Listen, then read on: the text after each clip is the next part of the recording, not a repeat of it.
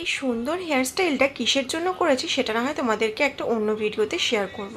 But আজকে শুধু তোমরা এই হেয়ারস্টাইলটা আর আমার ফুল লুকটা দেখো কেমন লাগছে অবশ্যই কিন্তু কমেন্ট বক্সে জানিও। সকাল সকাল চলে এসেছিলাম এই সেলুনটাতে, আর কত টাকা নিয়েছে যদি তোমরা জানতে চাও সেটাও আমাকে কমেন্ট বক্সে জানিও, পরের একটা ভিডিওতে শেয়ার করে দেবো। তো দেখো এখানে আমাকে বললো যে একটু উঠে দাঁড়াও, তাহলে পুরো ফুল লুকটা বোঝা যাবে। তো আমার পুরো হেয়ারস্টাইলটা তো আমার খুবই পছন্দ হয়েছিল। আমি কিন্তু কোনো মেকআপ টেকআপ কিচ্ছু করিনি, শুধু এখানে চলে এসেছিলাম হেয়ারস্টাইলটা করবো বলে। তো এখানে দেখো কি সুন্দর লাগছে না, আমি যেমনটা চেয়েছিলাম ঠিক তেমনটাই কিন্তু পেয়েছি। তো ওই দেখো আমার ফুল লুকটা সামনে থেকে এরকম লাগছে, যেহেতু আমি মেকআপ করিনি। তো কেমন লাগছে অবশ্যই কিন্তু কমেন্ট বক্সে জানিও, আর কিসের জন্য করেছি সেটা না হয় অন্য একটা ভিডিওতে শেয়ার করব। তো এখানে বলি জয় গণপতি বাপ্পা জয়।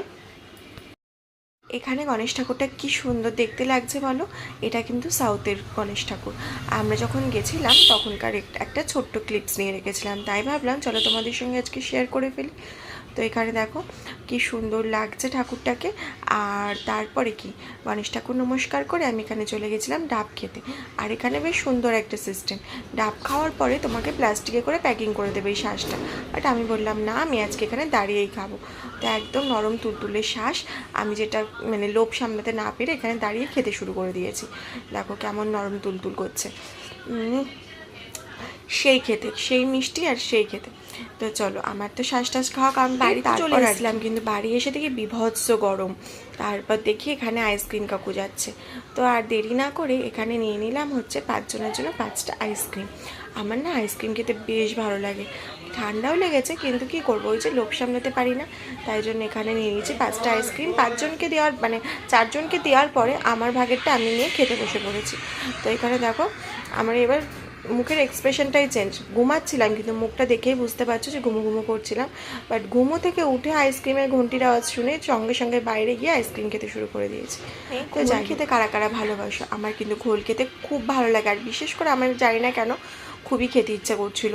তো বাবাকে বলাতে বাবা আমাকে 1 বোতল ঘোল এনে দিয়েছে। আমার ঘোল খেতে যেহেতু ইচ্ছা করছিল বাবাকে বলাতে সঙ্গে সঙ্গে এনে দিয়েছে, দেখো প্রায় 1 লিটার ঘোলটা। তো এখানে আমি একটুখানি ঘোল খেয়ে নিই। তো ঘোল টোল খাওয়ার পর এখানে আজকে মেনুতে কী কী আছে চলো তোমাদের সঙ্গে সেটাও শেয়ার করব।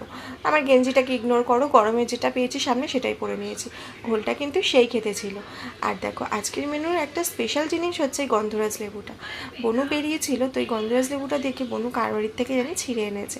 আমাদের বাড়িতেও লেবু গাছ আছে, বাট মানে টকটা বেশি গন্ধটা কম, কিন্তু হ্যাঁ এই গন্ধটা হেব্বি সুন্দর ছিল।